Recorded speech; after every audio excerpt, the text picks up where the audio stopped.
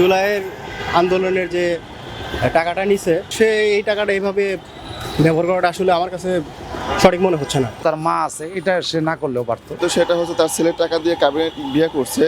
আসলে আমি এটা সমর্থন করি না। একটা স্মৃতি রাখতে পারতো। জোর জুলুম করে একজনের নাম বিক্রি করে শক্তি পাইলাম, এই জন্য আমি শক্তিটা অপব্যবহার করলাম, এটা ঠিক না। তার নাম ভাঙিয়ে খাওয়ার ব্যাপারটা এটা আসলে প্রশাসনের একটু দেখা উচিত।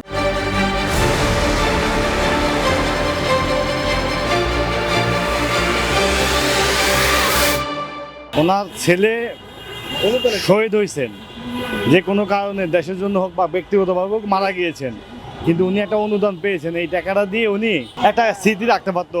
একটা এই বছরের পূর্তি উপলক্ষে যে কোনো একটা স্মৃতি থাকুক, এই টাকাটা পাইছি আমি, এটা এইভাবে দিয়ে গেলাম, মানে একটা স্মৃতি হিসাবে গরিব মানুষের বিয়ে দিতে এতিমখানা দিতে পারতো।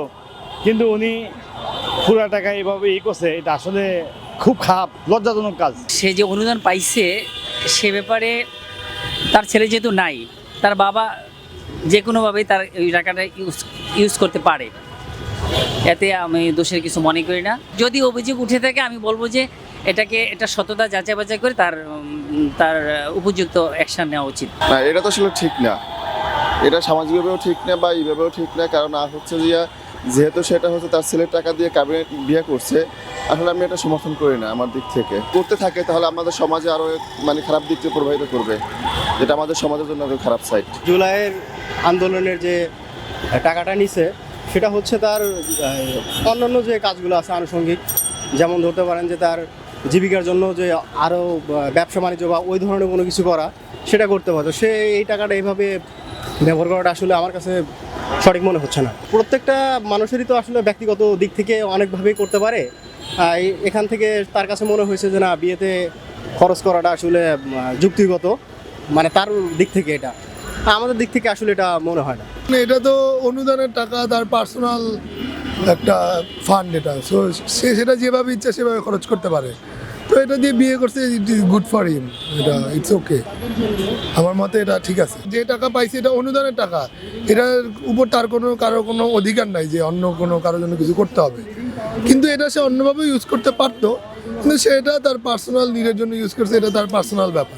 তার নাম ভাঙিয়ে খাওয়ার ব্যাপারটা এটা আসলে প্রশাসনের একটু দেখা উচিত, সো দ্যাট এটা নিয়ে কোনো রকম খারাপ কিছু না হয়। চাঁদাবাজি এটা আসলে মানে ট্যাগ লাগাইছে এরকমও হতে পারে, আবার বিষয়টা এমনও হতে পারে যে ওনাকে নিচে দেখানোর জন্য মানে এগুলো কাজ অন্য যে ব্যক্তিগুলো তারা করেছে।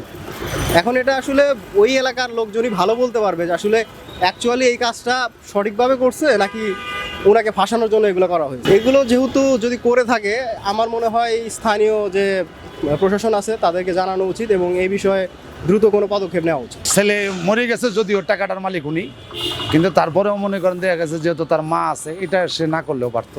একটা মানুষের সুযোগ পাইলেই মনে করেন দেখা গেছে আমরা এই দেশের একজনের প্রপার পাইলেই যে আমরা ইউজ করতে হবে এমন না।